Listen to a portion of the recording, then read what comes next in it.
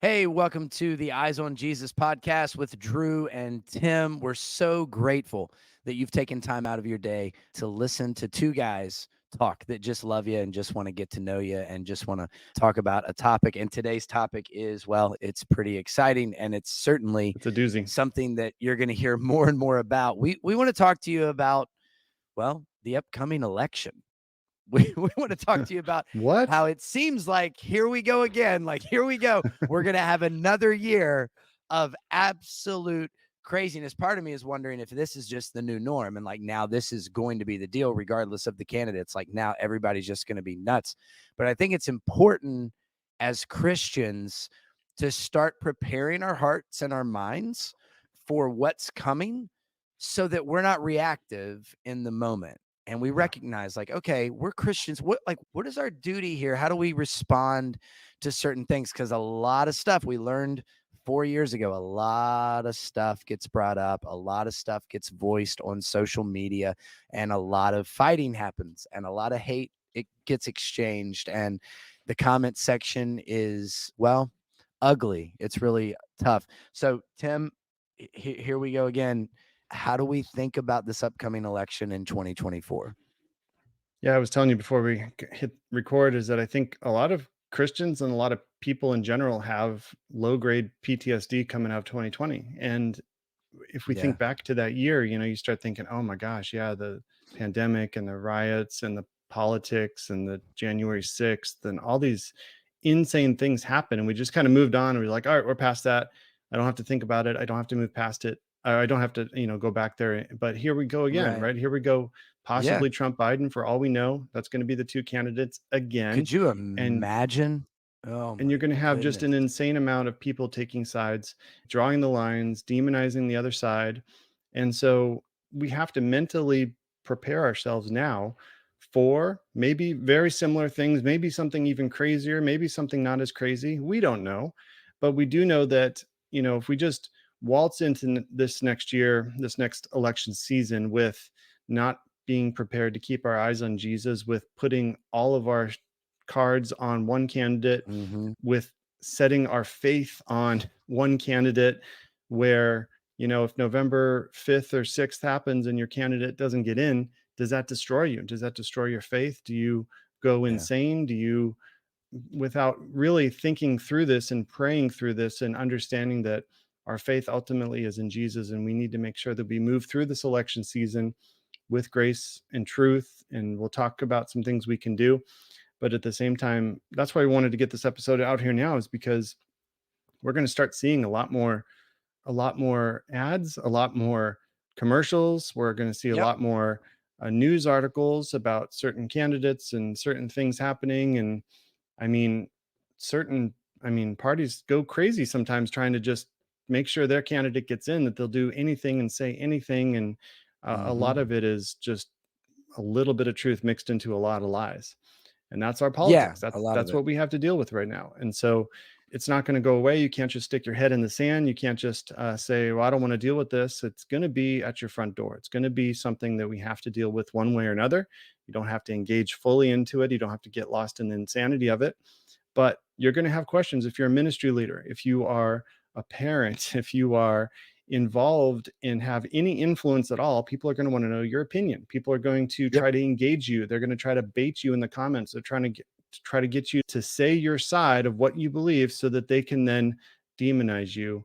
And we have to be very Totally. careful we don't play those games. So the first one we can do this year, and this isn't about talking about candidates. We want to be clear. This is about talking about the election Right. year in general and about you as a Christian listening, of what you can do. And the first thing we can do is to focus on what you can control, not on what you can't. And Mhm. in a year like 2020, we all felt out of control. I can't control this pandemic. I can't control these riots. I can't control all these things I see in the news. I feel out of control. And when you feel out of control, you start to do extreme things to get control. Well, maybe That's then right. I can control my spouse. Maybe I can control my children. Maybe I can control people at my job through angry means, right? In not showing grace and truth, because I just need to feel control. And so I'm going to try to get control however I can. And that's what happens when the world seems to be falling apart. When we hear of wars going on, we start to have fear rise up. We start to say, like, all right, things are out of control. I need to be in control. And so I'm going to do that through means that aren't helpful to me or those around me. But Yeah. what we need to focus on is the things we can control. I can control how I react to these things. I can control how I parent. I can control how I am at work. I can control who Hmm. I talk to about Jesus and what my role is in the church. Like, these are things you can still control along with many others during this time when things might seem out of control.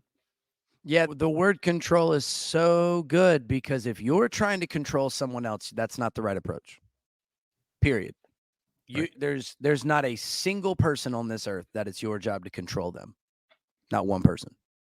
So that means if someone says something and you're like, "No, I've got to prove my point. I have to say this because they need to know." Nope, Mhm. they don't need to know anything. You don't have that kind of control. You're not in charge of that. That's not your role. That's not on your resume.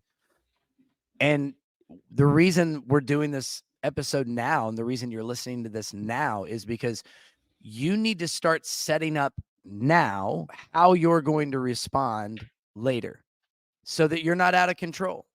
So you need to go ahead and decide, like you said, what are the things that you can control? Well, I can control what I say. I can control what I feel. I can control how I parent. I can control how I'm a husband or I'm a wife. I can control what my involvement is in the community and at my church. Okay. How are you going to respond? Like, go ahead and figure it out. When this person does this, when I see this on Facebook, when I see this on TikTok, when I see that when someone brings this up in public, go ahead and decide before the emotion hits, Yeah. before all the opinions rise up in you, before that little voice goes, "You're right, he's wrong, you're right, they're wrong." Like, before all that happens, go ahead and Right. decide how you're going to respond. And that's what you need to start working on now.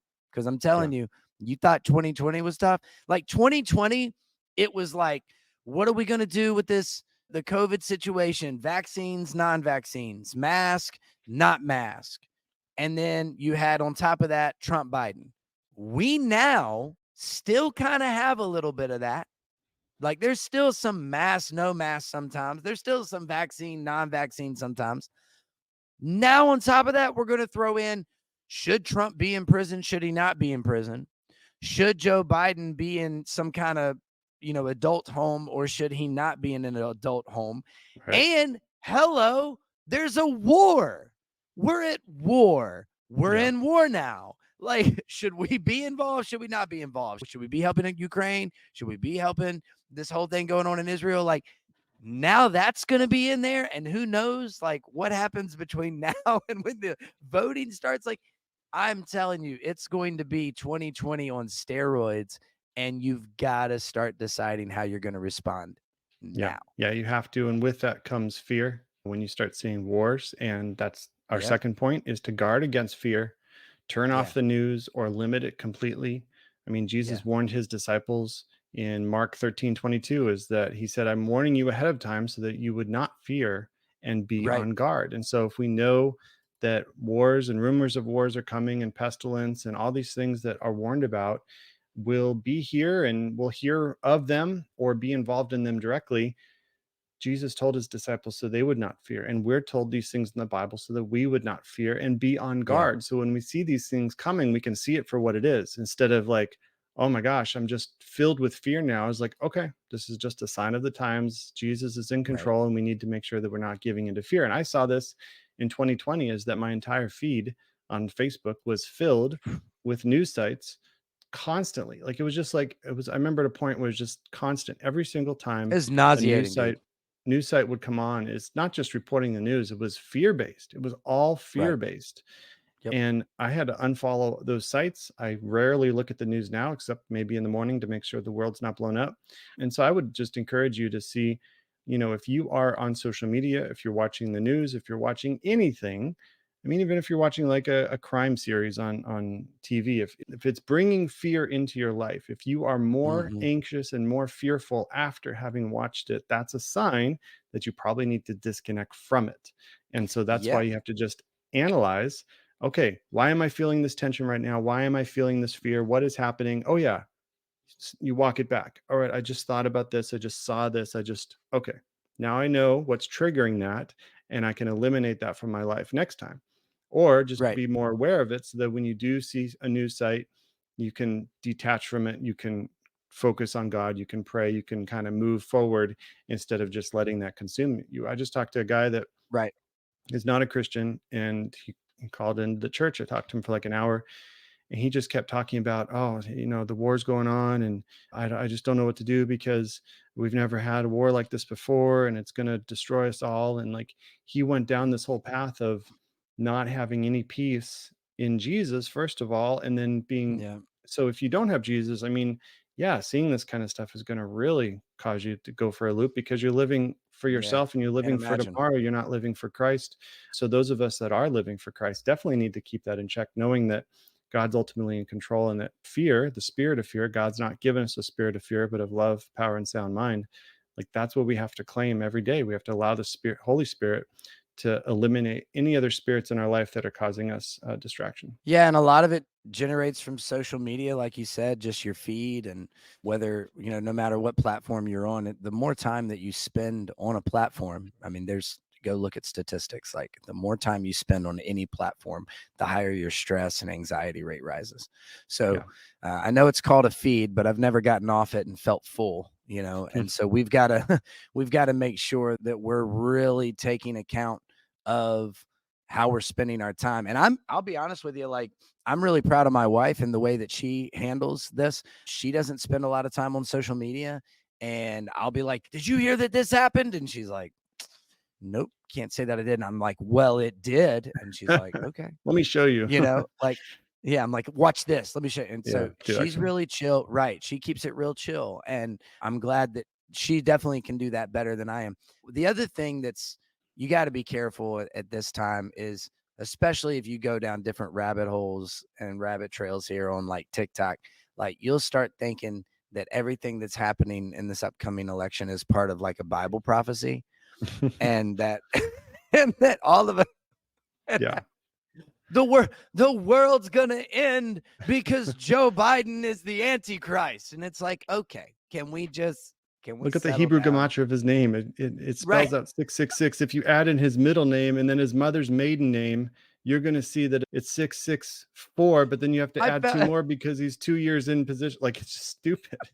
I found this photo of Trump drinking a Monster Energy drink, and the Monster Energy symbol is 666. It's the Yeah. mark of the beast. It's like, all right, people, we listen. Okay. If you take We need 5 of to Trump's figure out. ex-girlfriends and put their names together, you get to see. It's just, It's this like is my favorite one, honestly. the Don't listen to yeah, prophecies tell about me. the election, because that was such a big part, is that Trump is the chosen one. He's going to get Yep. in. It was Yep. overwhelming of all Yeah. the quote prophets out there to say that he was getting Mhm. in a second term. Yep. And it was disheartening in a lot of levels, because it's like, well, you didn't hear from God. Like, what are you spewing? What are you saying? And Right. I know it's going to come up again, because a lot of those same people are going to be like, I said he'd have a second term. I didn't say when. I just got the timing off. Totally. and They'll be then there. and They'll then absolutely be there. they will absolutely do that. And so don't listen to them. Don't listen to prophecies, because many people will try to get a platform based on the election year and see, like, see, I told you. And here's the thing, Yep. you have a 50-50 chance of being right. Yep. And Yep. so if you put it out ahead of time and you get to claim that Yep. later, I guess Good for good you. for you and the followers you might get, but that's not actually prophecy. There are legitimate people that learn from 2020. Jeremiah Johnson is a good person to study. His whole ministry was shut down after he got prophecy on the election wrong. And he shut it down. He went on like a sabbatical for months to really analyze, hey, and he said later he was caught up in witchcraft. He was caught up Yep. in feeling like he had to say something because everyone else was doing it, that it wasn't actually Mhm. from God. And Right. that's the danger in this. And I appreciate that. Like, I believe in prophecy. I believe that the prophetic gift is real for today. But I also greatly appreciate when people can humble themselves and say, "Hey, I got this wrong," because we're called to Yep. test prophecy and test all things against Scripture and hold fast to that which is true. And so, if people are still holding on to the fact that, "Oh no, I wasn't wrong. I just got the timing off," or if they start coming out again with these fanciful predictions and looking at the Yep. Hebrew like we joked about, then that's a warning sign because we don't put our faith in prophecy, we put our faith in Jesus. And so, regardless of what happens with the results, we know that He's in control. All right. So this is complete conjecture. This is complete away from the Christian. Like this has nothing. Do not like listeners. This is just for fun. I'm just Character prophecy. curious. If you did have to say that someone on earth right now was the Antichrist, okay? Like if you had to Mhm. say, if I could play this out, this is who I think it would be. Not saying they are, listeners, not saying they are. I'm just saying if you had to pick someone, who would it be? I have mine, but I want to know if you have yours. I was not prepared for this. And they don't have to be in the election. It can be anybody. I'm just curious. Somebody was like, you got to put $50 on somebody. And you were like, all right, I guess I would pick this person. Who would that be? Any ideas? Oh man, I grew up in the 90s with constant people doing Oh, yeah. Everyone. the number Yep. system on their names and saying this person's the Yeah. Antichrist, right? So I grew up with kind of being jaded from all that. So I don't think so here, if we want to be real, Let's be real. I don't think it's really a prediction. But I think wouldn't it be crazy if Trump was? Because think of all because it says that he's going to deceive even if the very elect, right? And so Hmm. if Trump was able to deceive Christians that are following him, and Hmm. then who else would be able to put a statue of themselves up and require people to worship him besides Trump? Right. Right. That's a I Okay, so not saying he is. I think that's solid. Don't Not don't saying send he us is, down. listeners. Not this was Yeah, totally fun. This was stop totally for freaking fun. out. For me, it would be Elon Musk because I like Technology. him and he has technology and he has the world, right? Because like Yeah, he sells Teslas everywhere and he does SpaceX everywhere. Like he has the he's so smart and I like him. Like I like him. I like him a lot. I'm like, if he was like, I'm running for president, I'm like, he's got my vote, right? Like, it just yeah, makes me, I don't know. He's like so smart and he's connected into all these different, like his cars are built in Germany and in China and in Texas and in like all yeah. these places. And I don't know. It's just, it's very interesting. But yeah, If this none podcast of is it's going to go true. viral, it's because of this clip right here. It's because of this clip. Yeah, just put up me going, I think the Antichrist is Elon Musk. Yeah. Just clip Hey, we that need more and views, make it the so thumbnail, and we'll get more whatever views. It'll be happens, great. happens. Yeah.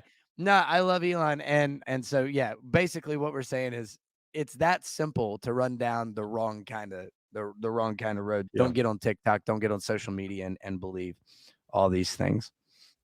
I think it's also important as we discuss this because it is a two-party system, and that means if you're on one side, somebody's on the other side. I think it's yep, important for us to recognize that we need to be known for what we're for way more than what we're against.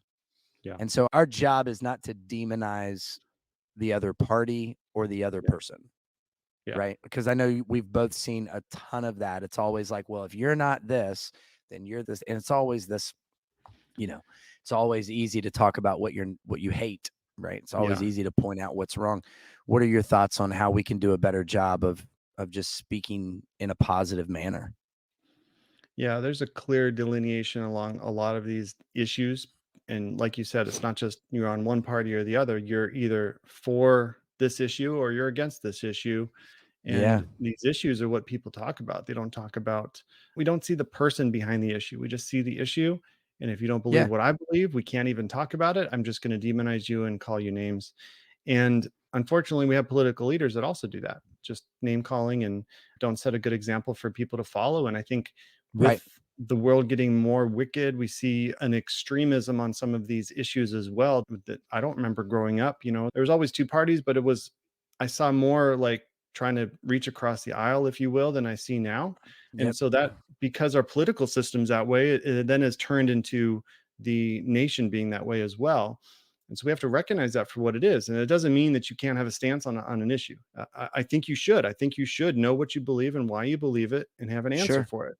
But at the same time, if someone does not believe that, if you're going to engage with them, and I say if, because that doesn't mean you always should, if you're going Right. to engage with someone that maybe is a family member or a friend or someone that you have a seat at the table of their life for, that's a Hmm. big distinction first. If you have all that and then you engage with it, I think you have to understand the person first. You have to understand why they believe that, what their background was in it, what got them to this point, to then be able to engage with it. Because if you just start at Yeah. the end result and say, oh, you believe this, it's wrong. Okay, well, this person, you know, had an abortion, had something in their life that was traumatic, had these Yeah. things. And so you're able to understand that a little bit and then speak into it and say, you know, "Oh, God doesn't see that in you. God sees you. He loves you. He sees your heart." Hmm. I think you would just have so much more of a breakthrough in people. Not saying that at the end of the day they would even change their mind, but I think if you could see people the way God sees them, first of all, Yep. or at least a partial part of that, if you could see people the way God sees them, you would understand that, hey, this person, which might be spewing and calling you names, Jesus died for them. Yep. You know, Yep. Jesus died for them. Jesus loves them. They're like, oh, well, no, how could he? Because he does. And the Bible tells us Yeah. that. And so it's up to us to love them as well, even if they're on the quote wrong side of things. Yeah. Jesus loves you just in case you love him back, which is incredible to me. Like Jesus died for you just in case you love him. Isn't that wild? Hmm. Like if somebody says, would you die for your kid? It's like, yeah.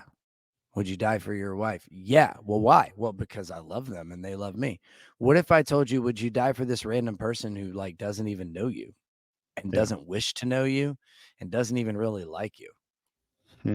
Would you still do it? That's where you really understand the depth Yeah. of what Jesus went through. Imagine wearing the sins of someone you know that will never love you. Right. That's unbelievable. So, Hmm. yeah, our role is to love first. Why? Well, because that's what God did. That's what Jesus showed us. So, what Yeah. is our first responsibility? To love first. And then everything else requires a conversation. I think it's Carl Lentz. Do you remember Carl Lentz? Hmm. RIP. So Hmm. Carl Lentz, yeah. Although I think he got a new job now. Good for him. I think he said in an interview one time, we love first and then everything requires a conversation. As much as I don't like how his story has ended, but I guess it's also not over. As much as Right. I don't like some of that stuff, that's a really good perspective. Yeah, And I it think is. we should hold to that. Like, yeah, our job's to love and then everything requires a conversation because man, life is so unique for people Hmm. and your experiences and your thoughts and the way you look at the world, it's just you. You're the only person who looks at it that way. Yeah. So it's worth just showing love to someone else and then leading with curiosity and going, hey, let's talk about it. Yeah. And it's important to remember too when these accusations fly from the other side of the aisle at you, you have to ask the question, should you defend yourself? And if you do, how will you defend yourself? Because here's the thing is that it might not even be a question of if you should, because Jesus did not even defend himself when he was under trial. Right. And so Right. if you start going down the rabbit hole of I'm going to respond to every single comment of people that have a problem with me, it's a losing battle because the people that comment in social media sites aren't looking to be swayed. They're looking to sway you. And No. so then you Right. both go down the battle of like, oh, they're going to learn. And the other person's like, no, they're going to learn today. And then Yep. neither one of you learn. You just end up creating 20, 30, 40 comments that other people can see of you going back and forth Stupid. and spewing garbage. And then the So next day you'll check in at church and invite everyone to show up with you. yeah, Thanks. it's a bad Appreciate that. testimony to our witness when people can see our comments and how we don't show the love of Christ on social media. If you need to, hey, if you need to turn off social media for a year during the election season, more power to you. Yep. If it's something like, well, I have to respond to every comment, maybe you need to take a break. Maybe you need to, we talked about trolls one episode. Maybe you need to learn that the block button is your friend too. You know, you don't need to engage. You don't need to defend yourself. If someone is genuinely asking questions, and I can tell this, like I get all kinds of comments, and I can tell when someone's genuinely not sure, genuinely wanting to know why I believe what I Yep. believe, I'll engage with those people because Sure. they're genuinely asking. They're not looking to just push their, agenda. They're not looking to just trap me in a comment. And so I had a comment the other day is like, what makes you the authority on the Bible? And it's like, I'm not, I never said I am the authority in the Bible. And so just comments Jeez. like that, you're like, I'm not even going to defend that because I've never said that. And I don't pretend to be. Right. Right. And I could name another 20 comments of people saying things that are just crazy that I'm Sure. not going to engage with that. And so learn to defend, when to defend yourself, and if you even should. Yeah. And to me, the only thing worth defending is the gospel. Sure. Jesus never defended himself, but he would defend the gospel. Yeah. And there are several moments in Acts where the disciples had every reason to defend themselves as they were being persecuted, and they just defended the gospel. Hmm. So if you post something, if you're like me and you post something like, the war in Israel is justified, if you say something like that, which another great clip right there, just take that and throw it out on social media.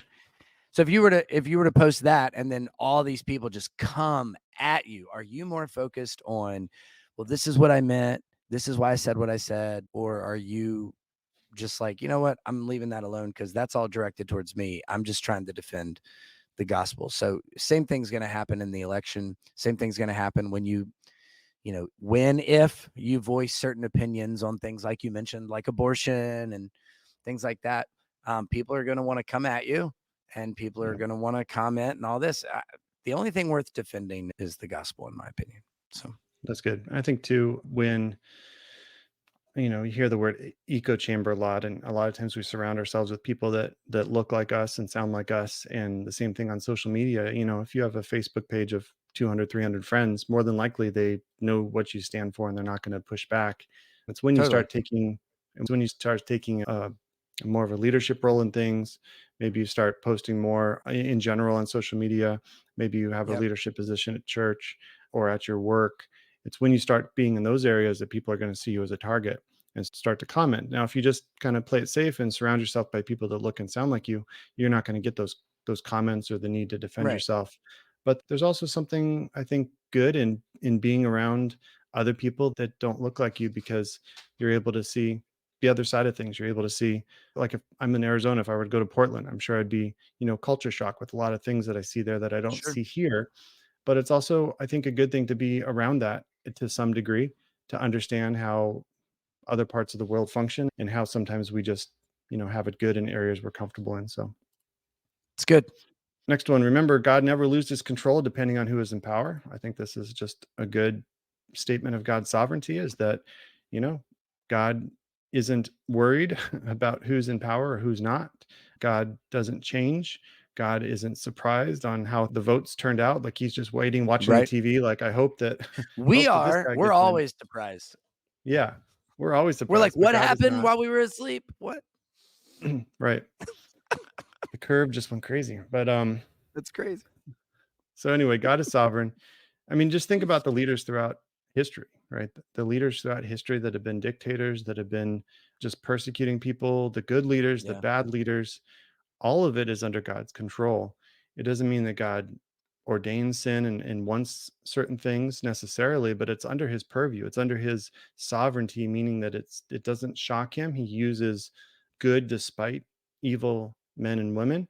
And so I Yeah. think if we have that perspective, like, I love Mike Johnson as a new Speaker of the House, and he had his first opening statement was like 30 minutes, and he talked a lot about a lot of cool things. One clip I posted on my Instagram went insanely viral, and talk about comments. Just go on there and see hundreds of comments of people, all different types.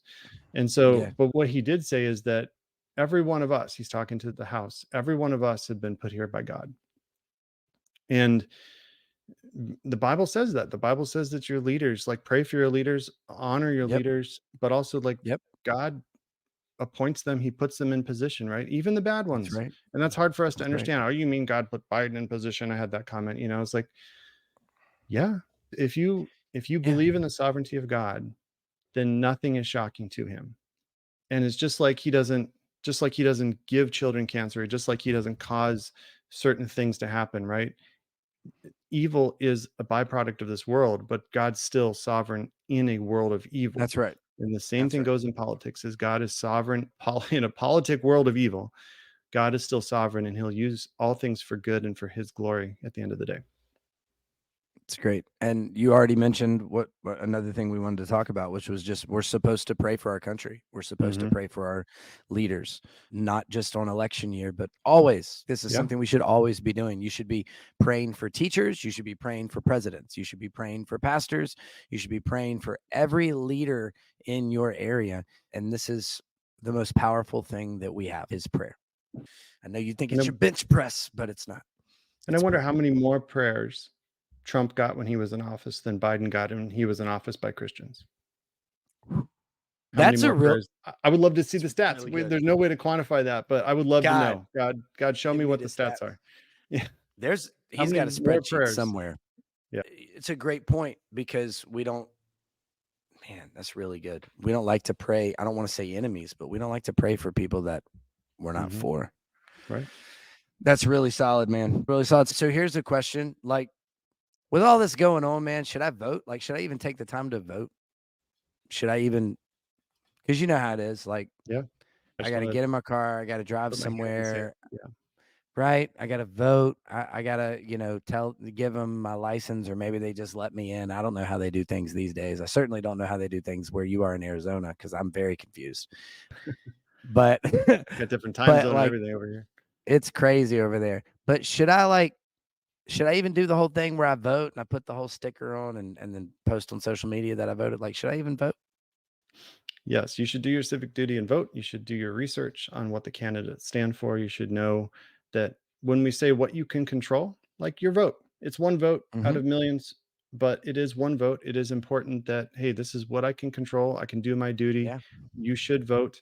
You should do your research. You should know what you're voting for and who you're voting for. And also, if God calls you to the politics world, if God calls you to run for something, if God calls you to be involved in an organization, we need Christians. We need Christians in politics. We need Christians in Yep. all aspects of life. And so it's not that we detach from politics as Christians. No, we invest our time and our resources and our God given ability into that if God's calling you to that, and then support those that are Christians that have the values that you have, support them, Hmm. right? Champion them, put them in a position where you and your sphere of influence can support them Yeah. locally, nationally as well. I agree. My grandfather, my dad's dad, fought in World War II, was on the cleanup crew in Pearl Harbor. You don't want to know what that was like. Fought on a Navy destroyer. If you've seen any submarine movie, the destroyer's a beast. My granddad fought really hard and went through a lot of stuff. At age 16, he went into the Navy at 16, Wow. and he went through a lot so that I would have the ability to vote. Mhm. And that might not seem, I mean, it's just a vote. I get it. And to be honest with you, I kind of don't like the whole thing. Like, it's all gross to me. It's all just kind of like icky. The two-party system and the fact that, but I like freedom a lot more than I don't like freedom. And so, with the sacrifice that men and women have made, you should vote. And if you Mhm. don't know who to vote for, pray about who to vote for. And if you don't know how to pray and don't want to vote, then you need to talk to a good Christian friend of yours and say, "Who'd you vote for?" And just do whatever they do. Yeah. That's what I would do. But yeah, I definitely think we should vote. And as we're thinking through which candidate, there's got to be that Jesus filter, but you got to keep your eyes on Jesus, Yep. like you really do. If not, it's going to be really simple to get into a fight. It's going to be really simple to get into. Well, I like this person more than that person because that person's this is this. Like, that's what this whole, regardless if it's Trump and Biden or if it ends up being two other candidates that I don't know the name of, like, regardless of who it's going to be ugly. And it's going to be really easy to fall into that. So we have to keep our eyes on Jesus. We have to look at what they stand for, not just the human being, but their policies. And we have to ask ourselves which policies align more with Christianity. Now, I'll tell you this right now. Neither one of these are Jesus, and neither one of these are going to align fully with the Bible. It doesn't matter if you're red or blue. Mhm. Neither one of them are Jesus, and neither Right. one of them are batting 1,000 and just pulling 100% from the Bible. But I will say there is very clearly one that's a little closer than the other.